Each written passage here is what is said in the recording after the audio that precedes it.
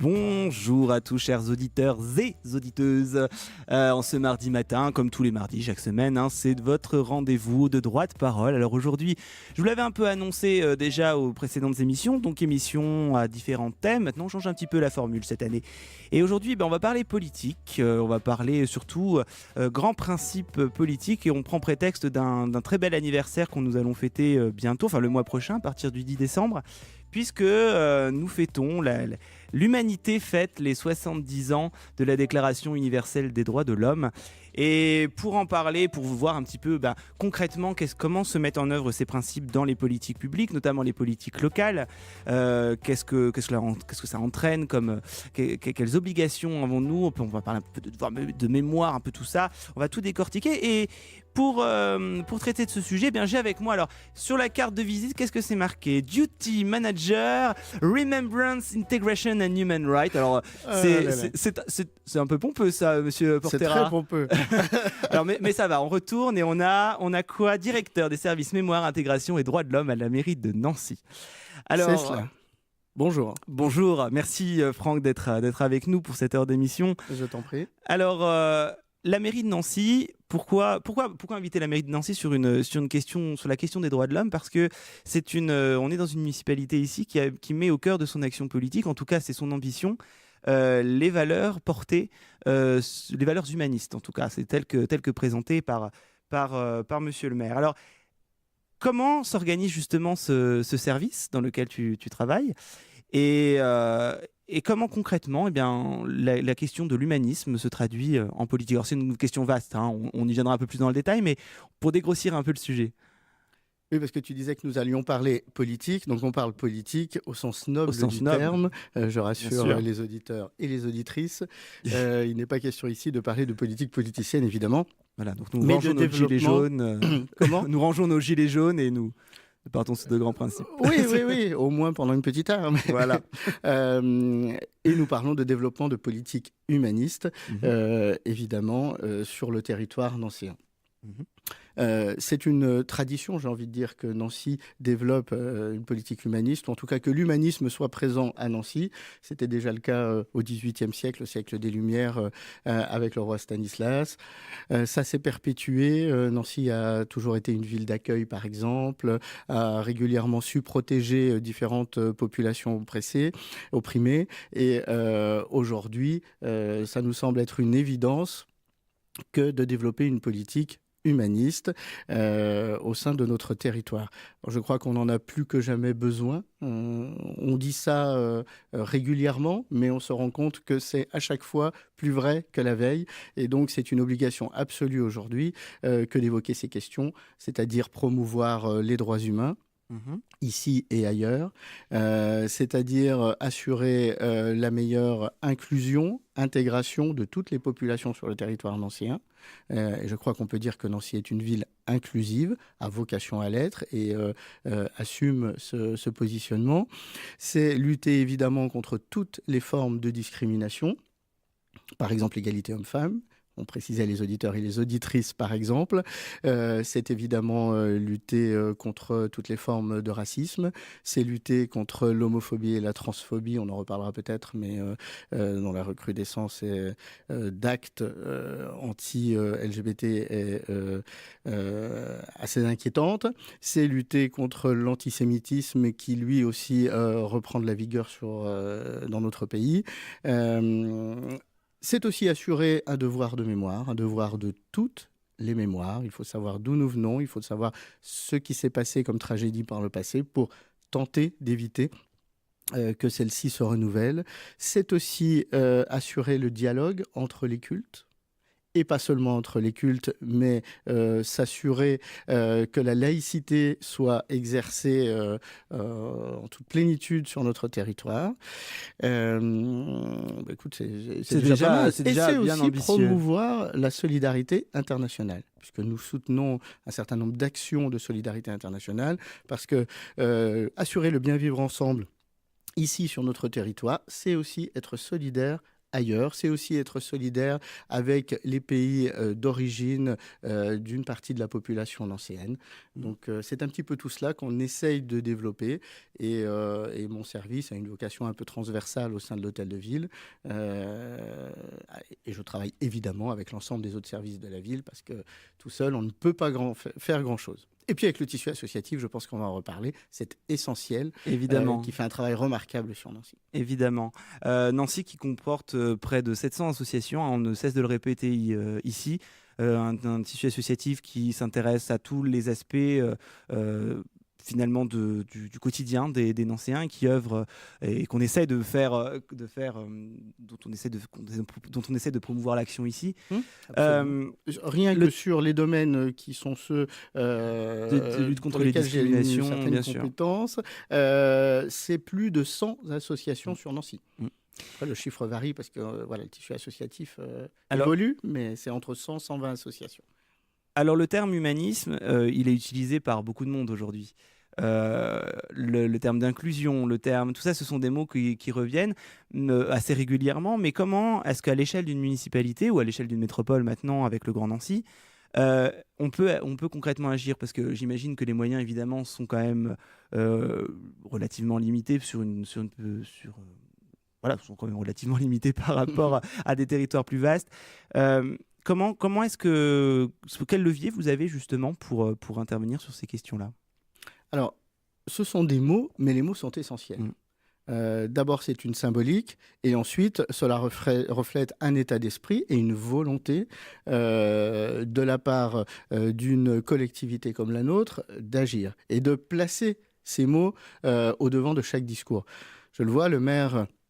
Par exemple, quand il a inauguré en septembre le livre sur la place, par quoi il a commencé son discours? Il ne l'a pas commencé en parlant de livres, il ne l'a pas commencé en parlant de culture, il a commencé en parlant de nos valeurs et de la mise en danger par certains de ces valeurs, de la promotion des droits humains, de l'accueil. C'est de cela dont il a parlé.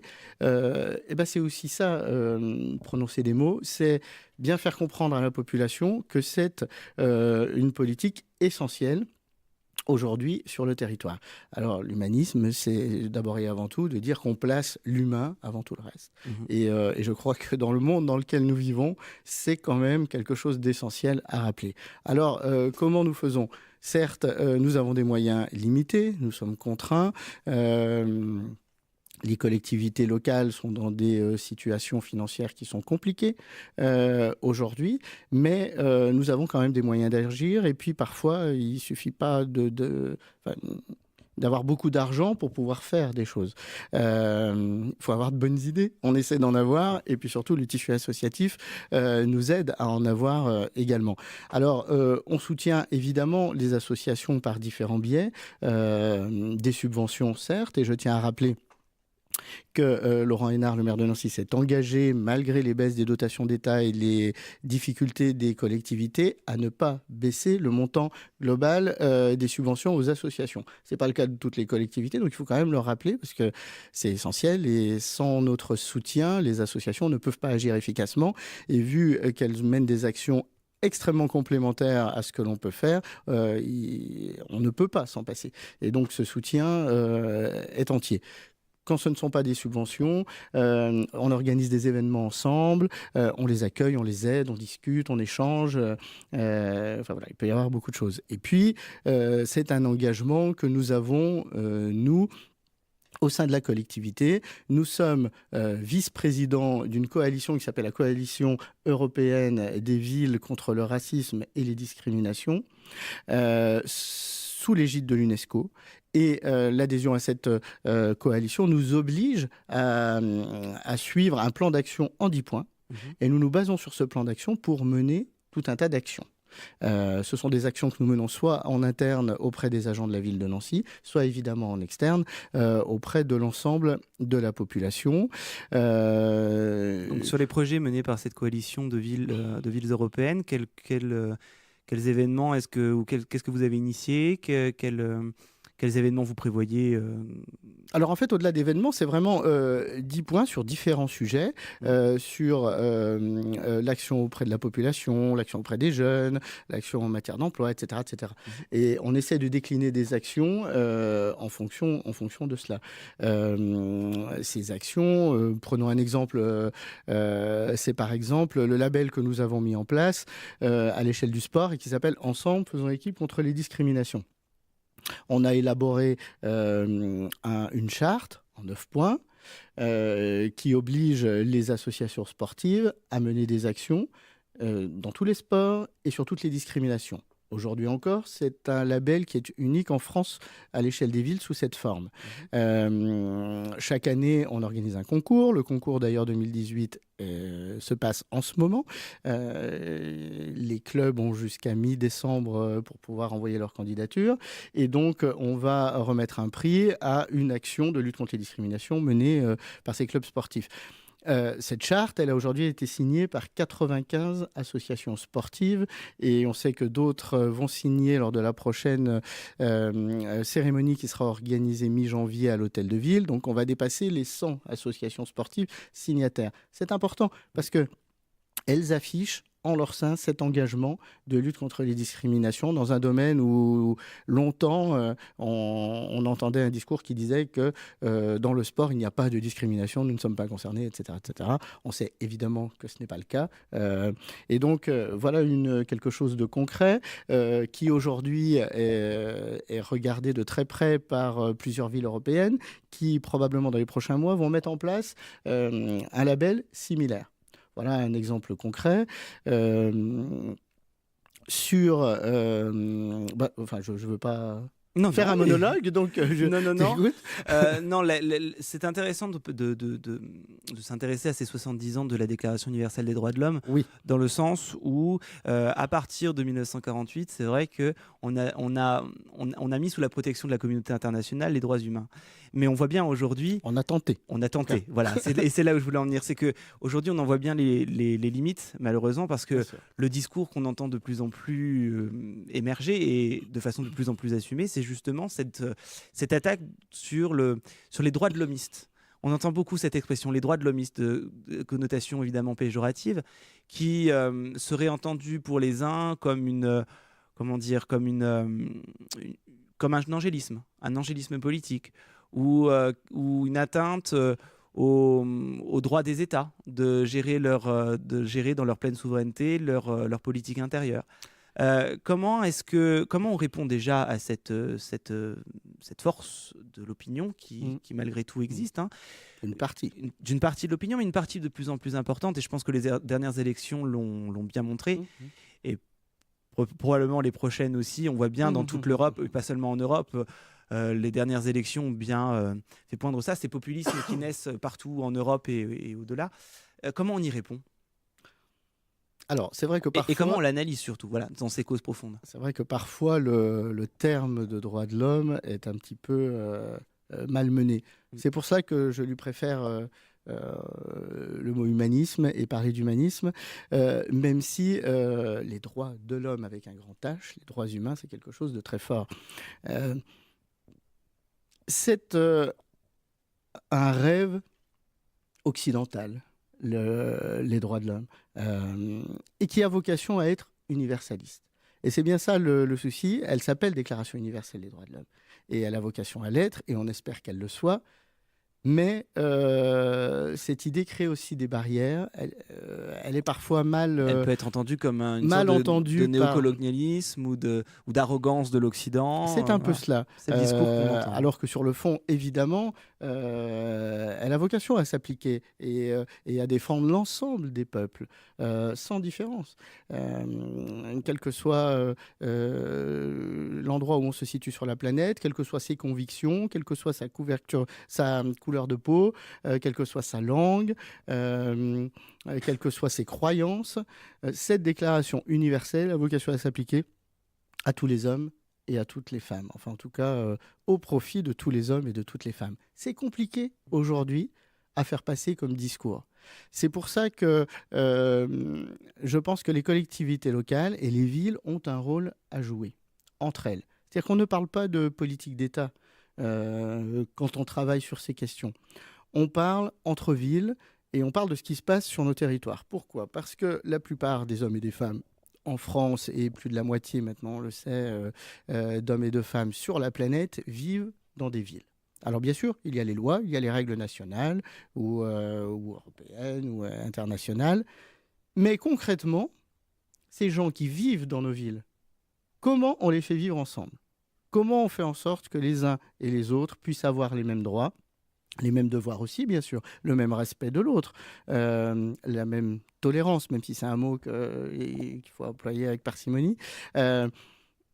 Comment fait-on concrètement sur nos territoires ? Parce que c'est bien beau d'avoir des règles et des lois nationales, mais on le vit au quotidien sur nos territoires. Et donc c'est un peu cette idée de cette coalition européenne qui elle-même est incluse dans une coalition internationale des villes inclusives et durables, dont nous recevons le comité directeur le 10 décembre à Nancy, j'en parlerai tout à l'heure, c'est de parler entre villes, de trouver des solutions dans les villes, concrètes, sur nos territoires, au-delà des règles et des lois nationales. Ça ne veut pas dire qu'on va contre les lois, mais ça veut dire que comment on réussit à les appliquer et à faire vivre les gens ensemble sur nos territoires. Parce que c'est ici qu'ils vivent. Ils ne vivent pas de manière abstraite quelque part. Non, ils vivent dans nos villes. Donc, comment on les accueille ? Prenons par exemple un réfugié. Il y a bien sûr la question des papiers, de la régularisation ou non, qui est gérée par les préfectures parce que c'est quelque chose qui est du devoir de l'État.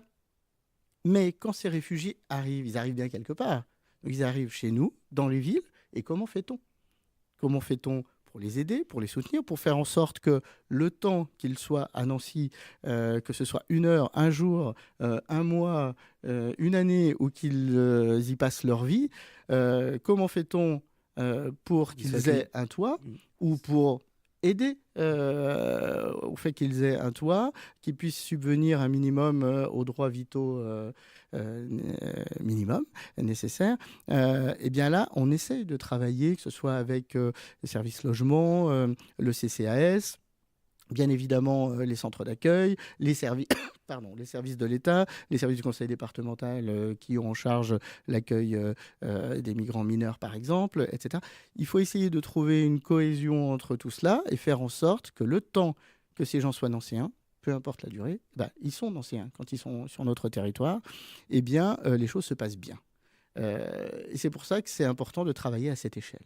Voilà, on travaille entre villes. Et je pense que si des réseaux comme ça de villes internationales se développent, il peut y avoir l'émergence à nouveau d'une volonté forte d'appliquer ces droits humains qui viennent d'en bas, qui viennent des territoires et qui remontent petit à petit dans les États, et surtout dans les États où ces droits de l'homme sont les plus bafoués. Effectivement, on peut l'espérer. La question de l'échelle est importante. On parlait des fractures entre pays. Évidemment, entre le monde occidental et le reste du monde, sur des conceptions différentes. Mais ces fractures, on les voit aussi, y compris dans les démocraties modernes, y compris dans nos démocraties. Oui. On le voit entre l'opposition, on parlait des villes, mais il n'y a pas que les villes. Et entre le monde rural et le monde urbain. Et y compris dans les villes. Et moi, ce que je voulais savoir, c'était comment, justement, on parlait d'inclusion, mais un certain nombre de villes, je ne parle pas nécessairement de Nancy, c'est une réflexion globale, pour aller vraiment dénicher les causes justement de ces réactions-là. On parle d'inclusion, mais on voit bien qu'en réalité, il y a des séparations, y compris au sein des villes, entre quartiers, entre niveaux sociaux, entre catégories socio-professionnelles. Comment est-ce qu'on répond à cela ? Parce que le problème, finalement, le cœur du problème est quand même là. On peut faire des chartes au sein des associations qui sont évidemment très importantes, mais pour répondre au problème de fond, qui est l'opposition justement entre ces gens qui n'arrivent plus à vivre ensemble ou qui ne veulent plus vivre ensemble, comment est-ce que on recrée ce lien-là entre des personnes d'horizons très différents. On avance petit pas par petit pas en fonction des capacités des uns et des autres. La question est piégeante. Non, elle n'est pas piégeante, mais les causes sont tellement multiples. Oui, mais justement. Les causes sont multiples, elles viennent de loin. Alors comment tu analyses ces causes? Il y a des fractures à réparer. Et aujourd'hui, c'est ce qu'on tente les uns et les autres de faire, de réparer, de ressouder. Les causes, ce sont des décisions.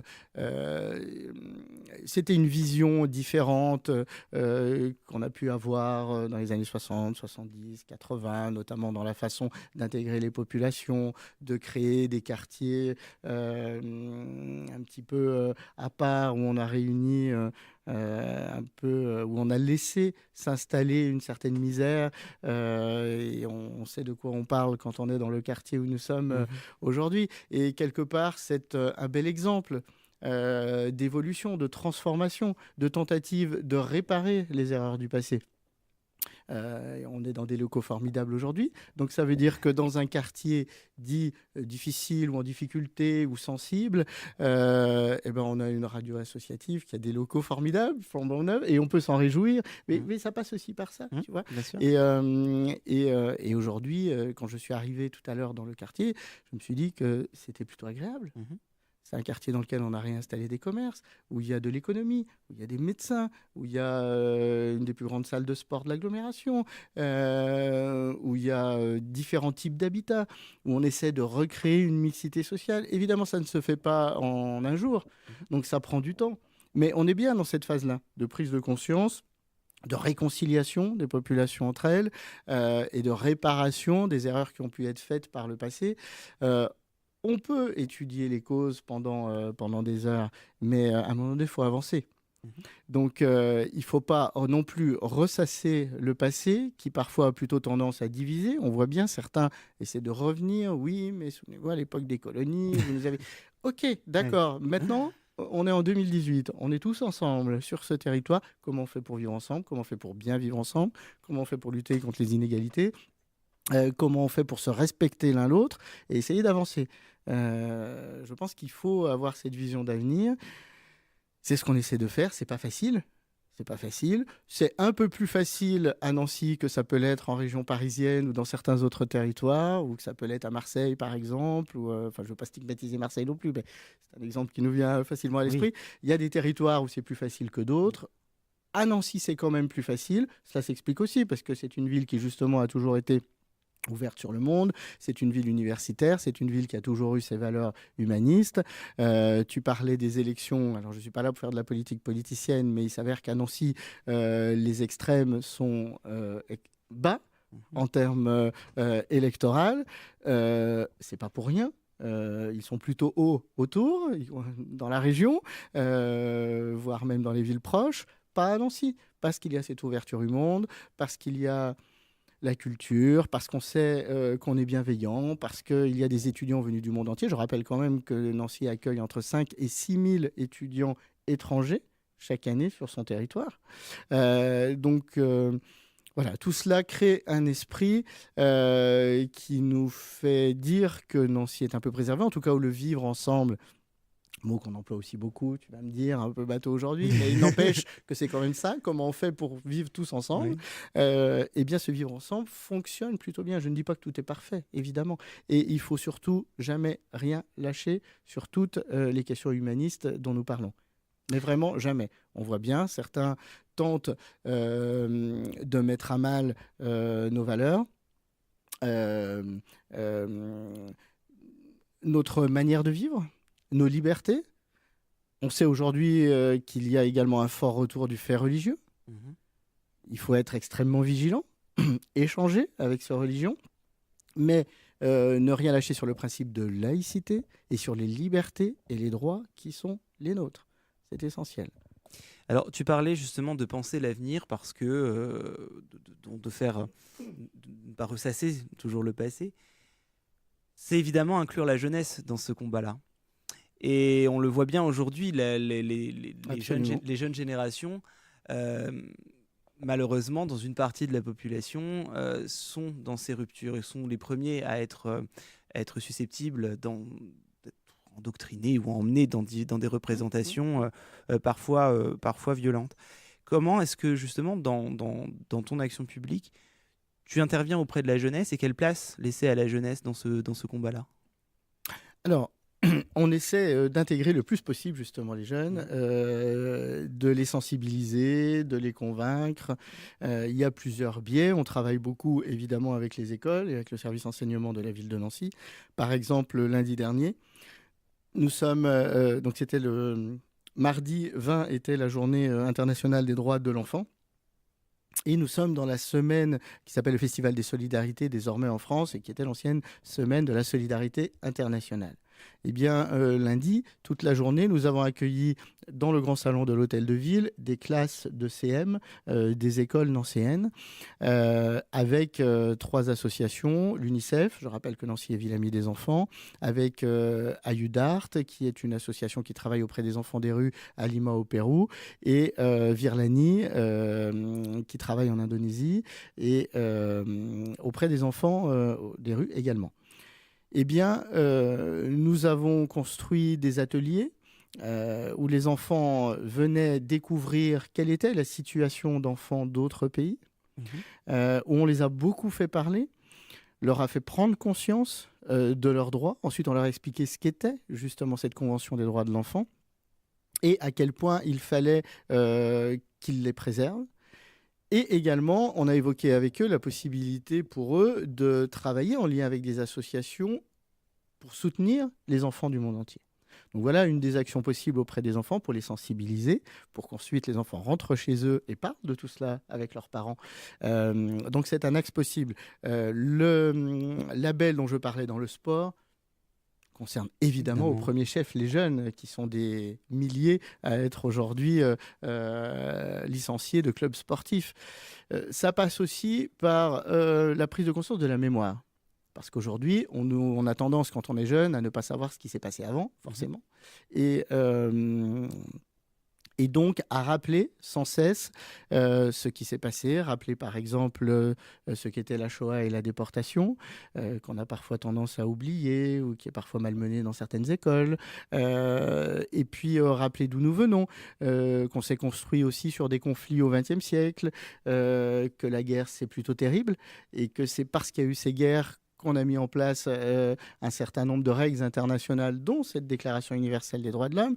Et donc, on a célébré le centenaire de l'armistice de 1918 il y a quelques jours. Et beaucoup de scolaires ont été impliqués dans cette action mémorielle, que ce soit à l'école primaire, où une exposition a été réalisée et est toujours visible d'ailleurs jusqu'au 2 décembre, sur l'esplanade du souvenir français devant le mémorial des îles qui a été restauré, que ce soit des collèges qui eux aussi ont travaillé sur une exposition, sur des chants, ont participé à la cérémonie inaugurale le 11 novembre de ce mémorial des îles. Voilà, donc on essaie de les impliquer le plus possible. Et puis, nous avons le Conseil nancéen de la jeunesse qui existe et qui travaille avec moi sur ces questions. Ils sont extrêmement volontaires. Et je les reçois encore lundi prochain pour travailler ensemble sur ce 70e anniversaire. Donc, ils regroupent des jeunes de quel âge ? De 15 à 25 ans. 15 à 25 ans et qui sont donc force de proposition justement sur ces questions-là ? Absolument, ou qui ont envie. En tout cas, moi, je les ai sollicités et ils ont très envie de travailler sur ces questions.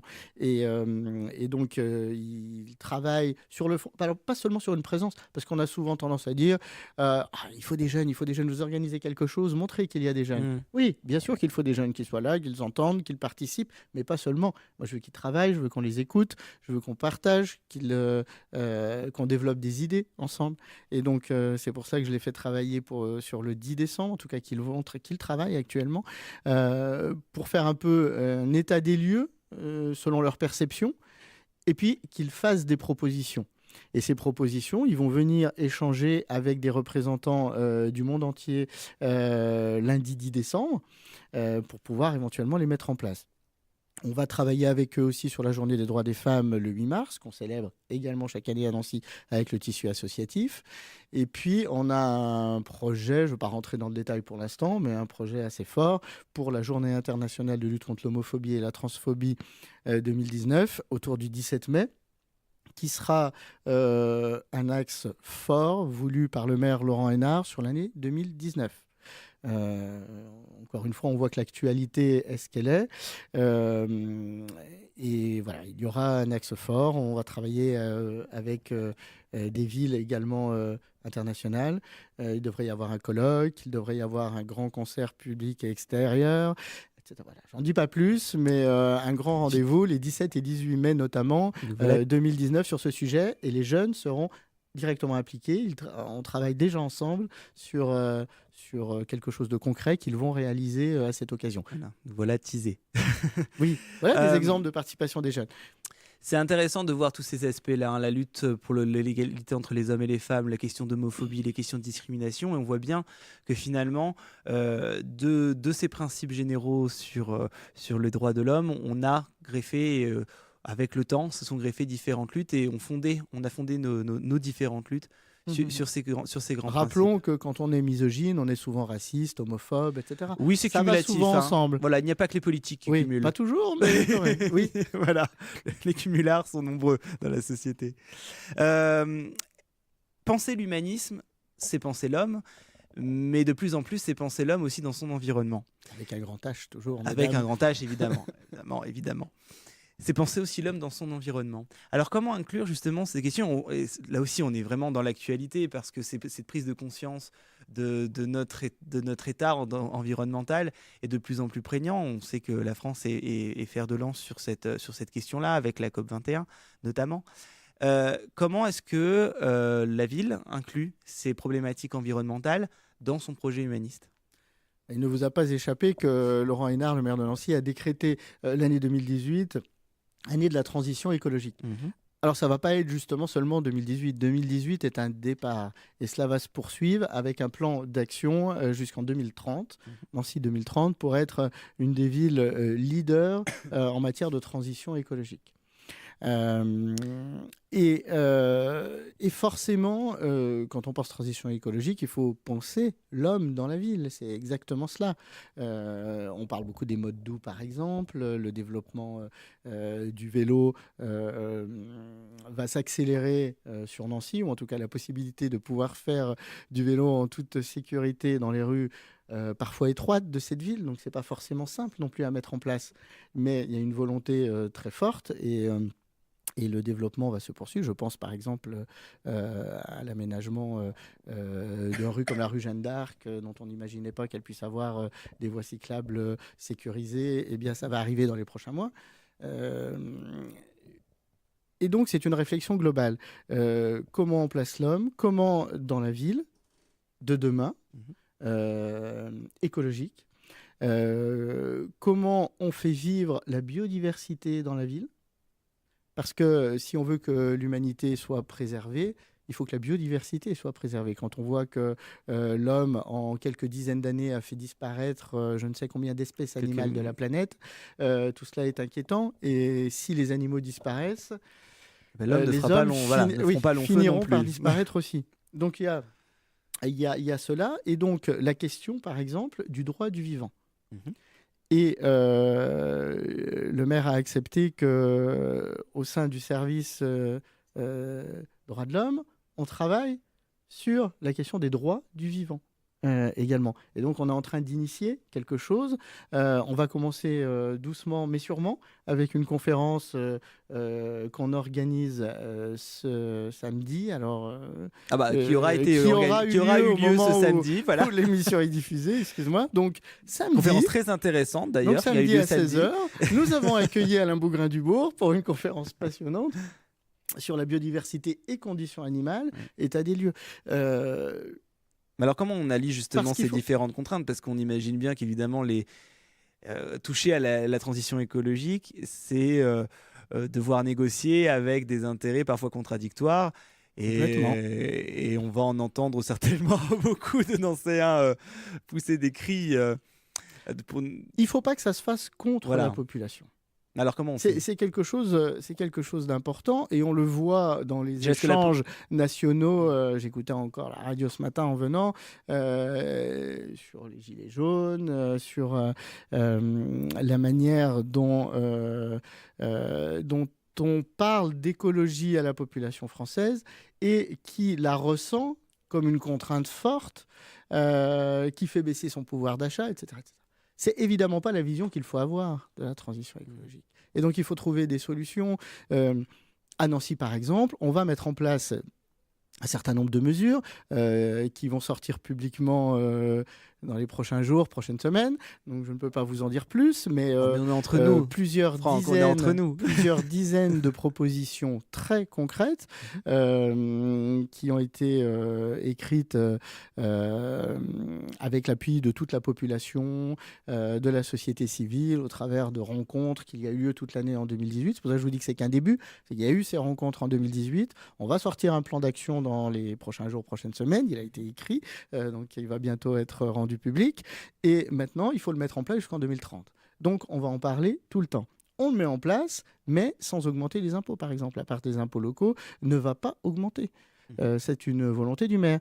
C'est pour bien dire que tout ce qu'on va faire le sera sous l'angle de la transition écologique, mais sans demander des contraintes trop fortes à la population. En tout cas, il faut que ça se construise avec la population, sinon on n'y arrivera pas. C'est pas en creusant les inégalités qu'on arrive à quoi que ce soit. Donc il faut réussir... Sur le constat, je pense pas qu'il y ait un débat si vif entre les gens. La question qui va se poser, c'est... Tout le monde a conscience qu'il faut changer tout le monde a conscience des problèmes environnementaux, à part que quelques sceptiques, mais il y en aura toujours. Pas pour que la vie soit moins agréable, hein. Non, pas du tout. Pour que la vie soit plus agréable et qu'elle dure encore plus longtemps, parce que c'est notre santé. Mais ça nécessitera de la part de la ville, notamment de penser aussi les modes de transport. Et alors, c'est déjà le cas. On se dirige vers... est-ce qu'on va un jour clairement nous dire... voilà, nous on veut, mettons, supprimer la voiture du centre-ville. Donc il y a déjà des parkings relais qui ont été mis en place. Mais à ce moment-là, est-ce qu'un effort sera fait aussi pour multiplier l'offre de transport public ? Est-ce que c'est une réflexion que vous avez bien sûr sans nous spoiler, mais enfin un petit peu quand même. Je rappelle que je suis directeur du service mémoire intégration droits de l'homme à la ville de Nancy, que je ne suis pas élu, que je ne suis pas maire. Certes, mais tu as plein d'informations intéressantes. Tu as plein d'informations intéressantes. Ce qui est sûr, c'est que les réflexions sont en cours à l'échelle de la ville comme à l'échelle de la métropole. Je crois que cette question sera probablement essentielle dans les échéances locales à venir en 2020. Donc, je ne vais pas anticiper ce que les uns et les autres proposeront. Mais cela va de soi. Tu n'es pas élu, mais tu sais bien t'éloigner des eaux dangereuses. Non, mais on va vers plus de place au mode doux, plus de place du piéton dans les centres-villes, parce que c'est le sens de l'histoire aujourd'hui. C'est le sens de l'histoire dans toutes les villes du monde. Donc dire le contraire serait une aberration. Mais d'ailleurs, quand on circule dans certaines villes européennes qui ont un petit peu anticipé les choses, ce qui ne veut pas dire qu'on ne l'a pas fait à Nancy, mais en France, de manière générale, on a mis un petit peu plus de temps. Et Nancy essaye aujourd'hui d'être précurseur, d'être en avant. Mais quand on va dans certaines villes européennes, on se rend compte à quel point des centres-villes avec moins de voitures peuvent être extrêmement vivants. Mais c'est aussi toute une manière de revoir notre manière de consommer. Par exemple, on parle souvent des commerces de centre-ville. Et finalement, je vous assure qu'à Nancy, ils se portent pas si mal actuellement par rapport à d'autres villes. Et c'est tant mieux, parce que qu'est-ce que c'est agréable de se balader en centre-ville et d'y faire ses achats à Nancy plutôt que d'aller dans un grand centre commercial. Mais en France, on a eu cette facilité à créer de grands centres commerciaux en dehors des centres-villes. On y va avec sa voiture, on trouve tout sur place, on repart, on fait de la distance donc en voiture et donc on consomme du carburant, etc., etc. C'est tout ce paradigme qu'il faut changer. Il ne suffit pas de mener des actions en ville, dans le centre-ville, mais c'est l'ensemble des acteurs différents qui doivent se mettre autour de la table et revoir notre manière de vivre de manière générale. Et c'est bien pour ça que je posais la question, n'était pas piégeante. De toute façon, on parlera de la transition écologique à Nancy une fois que le projet sera plus avancé. La question, c'était évidemment de penser l'homme dans sa façon de consommer, dans son rapport. L'humanisme, c'est aussi ça, c'est son rapport à cette consommation, de savoir est-ce qu'il va y avoir, sans donner le détail, mais une volonté d'appuyer notamment la question des circuits courts, Je crois que le maire a été très clair là-dessus. Oui, et absolument. finalement, et c'est là que la politique prend toute sa place, et où l'idéologie politique prend aussi toute sa place finalement. C'est que ce sont des choix politiques qui déterminent aussi des grands choix, ou des grands choix nationaux, mais aussi des choix locaux. Et parfois, alors la volonté politique ne fait pas tout. Mais sans volonté politique, on ne fait rien. Bah non, on est bien d'accord. C'est bien parce qu'il y a cette volonté politique de développer une politique humaniste que je peux être présent aujourd'hui à tes côtés et être fier de ce que je fais et de ce que nous faisons tous ensemble dans cette ville. Sans volonté politique, je ne serais pas là. Donc évidemment qu'elle est essentielle à obtenir cette volonté politique. Et après, il faut que chacun se retrousse les manches. Il faut l'accompagner, cette volonté politique.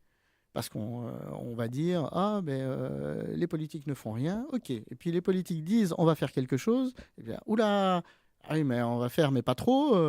Faites-vous, moi, j'attends de voir. Non, il faut qu'on participe tous à la mesure de ce qu'il est possible que l'on fasse pour faire avancer les choses plus rapidement. Mais la volonté politique, à Nancy, elle est là. Alors, je ne fais pas de politique, on travaille bien avec... je tiens à rappeler que toutes les décisions prises sur ces questions humanistes le sont la plupart du temps à l'unanimité, quels que soient les mouvements politiques. Mais cela va de soi que le maire de Nancy est très clair sur la question, est très volontariste. Cela va de soi.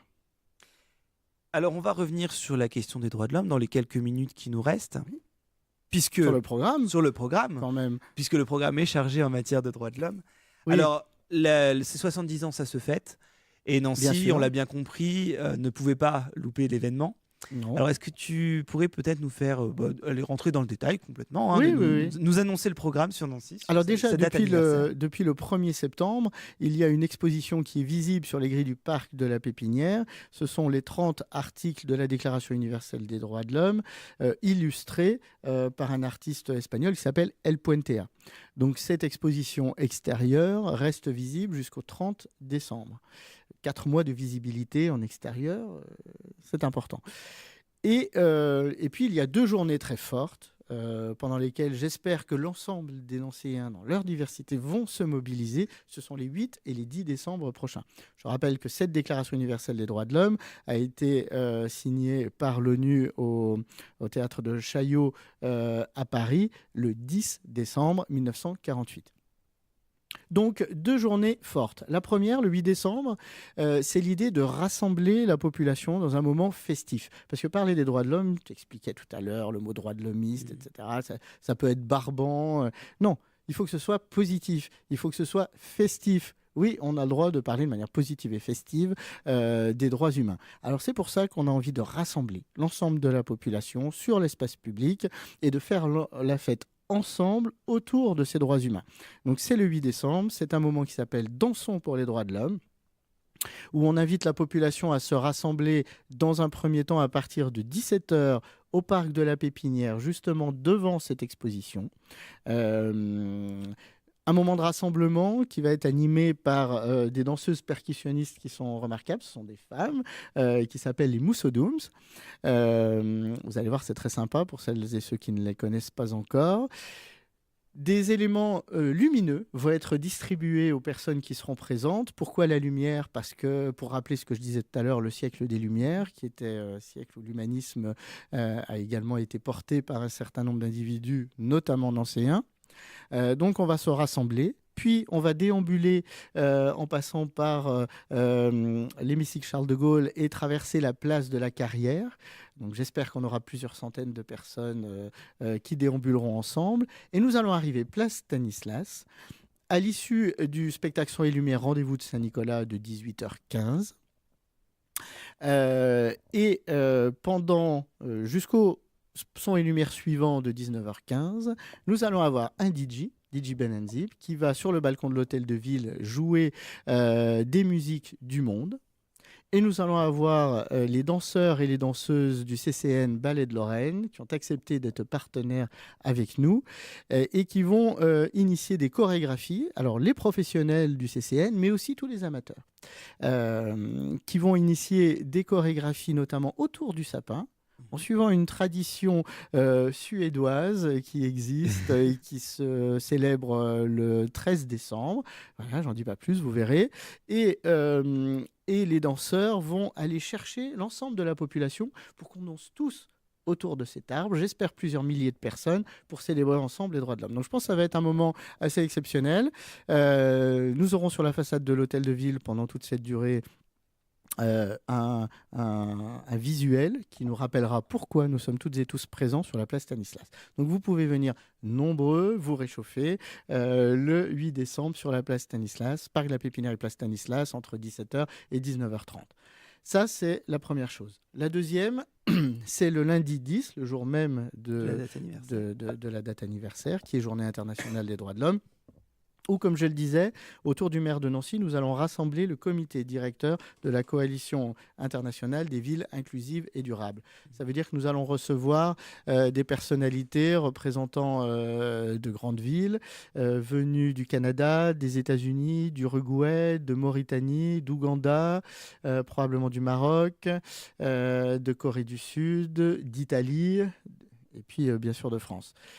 Nous allons échanger, donc ça va être des réunions plutôt privées pour travailler sur cette question et sortir une déclaration qui sera rendue publique en conférence de presse autour de 16h.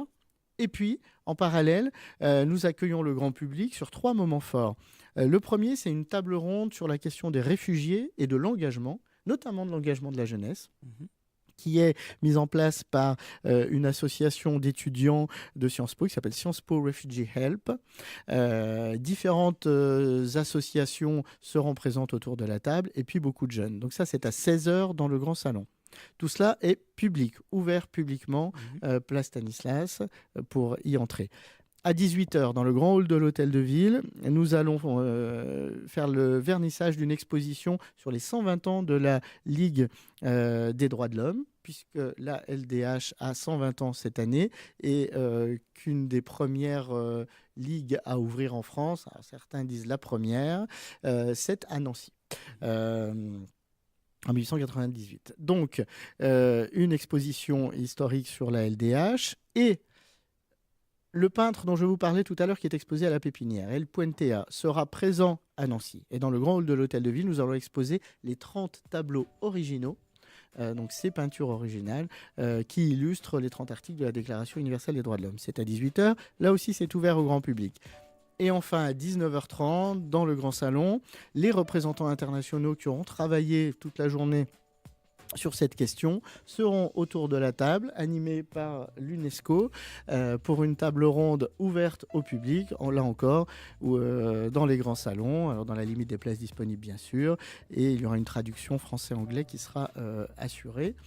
Voilà ce programme. Parfait. Alors, tous les Nancéennes sont invités à participer samedi 8 décembre et de lundi 17h à 19h30 et le 10 entre 16h et 21h à l'hôtel de ville. Voilà, et bien merci beaucoup Franck de nous avoir un peu expliqué comment les villes peuvent agir aussi sur la question des droits de l'homme. C'est important effectivement de le souligner parce que c'est un travail qui souvent est méconnu de la population et mettre un petit coup de projecteur sur ce qui est quand même essentiel, c'est-à-dire penser l'humain avant tout. Et ben, je pense que c'est le plus beau message qu'on puisse envoyer. Je voulais juste dire un tout dernier mot, c'est que évidemment je suis à la disposition de la population. On peut trouver mes coordonnées sur le site de la ville, sur internet, et dire quand même que je travaille sur ces questions au-delà de monsieur le maire avec 2 autres élus qui sont Lucienne Redercher et Franck Pilser. C'est important parce qu'encore une fois, sans l'administration ou sans le politique, on ne fait rien, sans les associations non plus, et c'est donc un travail que l'on fait tous ensemble et donc il est important de les citer aujourd'hui aussi. Très bien, et bien j'espère qu'on les recevra de toute façon je pense dans le courant de l'année et puis on présentera un peu ces travaux. Merci beaucoup Franck. Moi je vous dis à toutes et à tous à la semaine prochaine. Je vous rappelle que l'émission est disponible en podcast sur le site de la radio rcn-radio.org. Vous pouvez également nous retrouver sur les réseaux sociaux. N'hésitez pas bien sûr à la partager. Je vous rappelle également que maintenant nous avons la vidéo, donc n'hésitez pas à aller sur YouTube. Voilà, vous verrez nos belles mirettes. Allez, à la semaine prochaine.